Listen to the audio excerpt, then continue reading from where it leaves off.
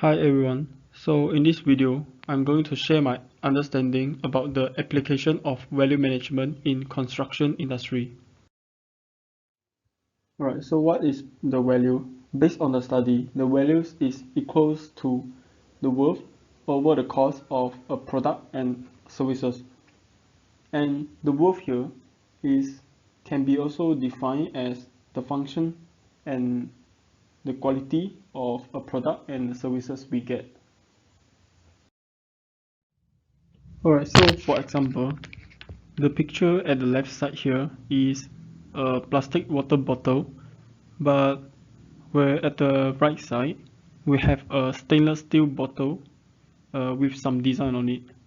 So basically, the function of these two types of bottle is to fill the water. However, the value of these two water bottles are different because, like I say, the value is the function plus the quality of a product or services. So in this case, the function of these two bottles basically are the same. It's just to fill the water, but the quality of these two water bottles are completely different. So as you can see that the stainless steel water bottles has the higher quality than the plastic bottles. So therefore, different user will pick either one of them, depends on their understanding and demand. So in other words, the value of these two water bottles are interpreted in different way by different individual. So now we are looking into the implication of value management in construction industry. As you guys can see here, this is the picture show the value methodology workshop process in a construction project. So first of all, of course, it is started from the project selection. The client will provide the client brief, and after that, they will started to select the construction team member like architect, engineer, quantity surveyor, and so on. So moving up next, the project will get into the information phase where everyone involved in the project will sharing the same information, including the design, specification, and so on. So the next phase is to do the function analysis based on the design and specification provided. A job here is to analyze the function of some building element or material used. Then they will moving into the next stage, which is the creative phase. In this phase, the value management team will propose the alternative design or specification that can provide the same function but cheaper in cost. So after the value management team make proposal based on the drawing and material used, then in evaluation phase, they will do the comparison, especially in terms of costing. So this task is done by the quantity surveyor. After that, in development phase, the value management team will work on the proposal, trying to develop more ideas. If the ideas proposal is accepted by the client, then it will proceed to implementation phase, where they also presenting the result of the discussion. Then it will be reporting and follow-up phase, where the value management team is review the outcome of the proposed idea. So this circle is the value methodology workshop process in a construction project. Okay, so now we are looking into the potential cost saving over the project duration. So the graph here shows in the beginning of the construction project, the potential to save cost is high because during the concept stage, the designer has to produce a concept drawing according to the client brief.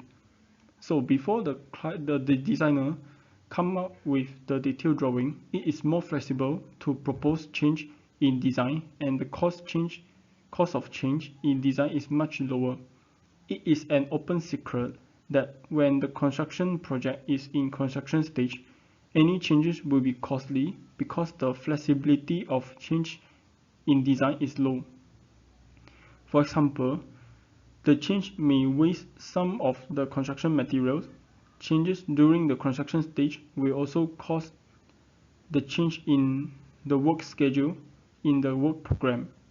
So in other words, the potential of cost saving is high during the concept stage because the flexibility of change in design is high, so that many alternative design can be proposed. Then the value management team are able to discuss and decide the best design to potentially save the cost.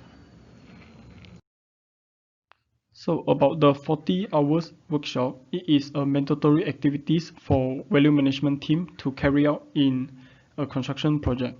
Basically, it's split into 3 stages, such as the pre-workshop activity stage, the workshop stage, and also the post-workshop activity stage. So in pre-workshop activity stage, the client here will appoint the value management team coordinator. So, and at the same time, design team will send out all the information to the value management team coordinator. So during the workshop stage, there are 5 phases here, which is the information phase, creativity phase, evaluation phase, development phase, and also the presentation phase. So in information phase, the client and design team will present the scope of the project to the value management team, and in creativity phase, they will have a brainstorming session to search for the alternative design and also ideas. So we are moving to the evaluation phase. It is to evaluate the ideas and the design proposed in the phase 2. So in phase 4 development phase, the idea from phase 3 developed into feasible, costed technical alternative. So the last phase here is to present all the alternative ideas to the client and design team. So after that, the post-workshop activities, the value management team coordinator will prepare a detailed report and send to the client. So now we are looking into the value and risk framework. It is used to make sure the team will work together to achieve an organization goals. Based on the picture here, the value and risk policy should state the reason why the policy is needed, and then the benefit from the policy, clear guidance, best practices, the value and risk issues, and their impact or implications, as well as the management's decision in the implementing of the management strategy and goals, the time scale of this policy implementation. Then the role of the head of the value and risk management should have sound understanding of value and risk management method. Other than that, the training program here of the value and risk management internally or externally by competent person. The main goal of the training is to have awareness program on the value of and risk management method.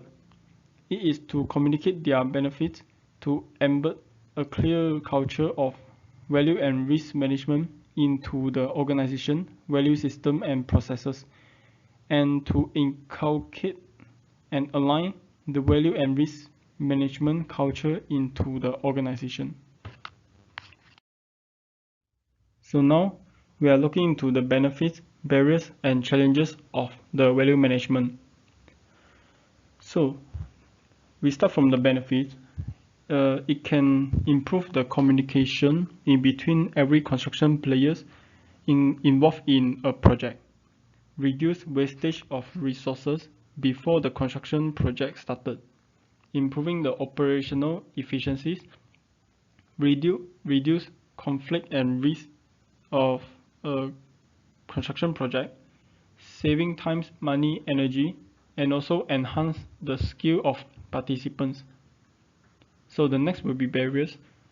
So for the barriers, normally is lack of the information of value management, lack of awareness to implement the value management, client commitment to the value management, lack of knowledge about the value management, and also lack of government support So the last one will be challenges. So it has the change, because it's change of working culture, the people have to get used to it. Other than that, it's without support from the top management level. Sometimes the top level management refuse to implement the new culture in their organization. Lastly is the attitude of the designing team. So the designer sometimes is reluctant to join the value management because they has the mindset where the value management is just to cut costs and also finding their drawing errors. Alright, so for conclusion, the value management is a structured and disciplined approach to ensure the correct balance performance, cost and delivery in place to meet the market requirement and business need. So even in construction industry, I think it is good for a construction project to implement the value management practice. So that's all for me. Thank you.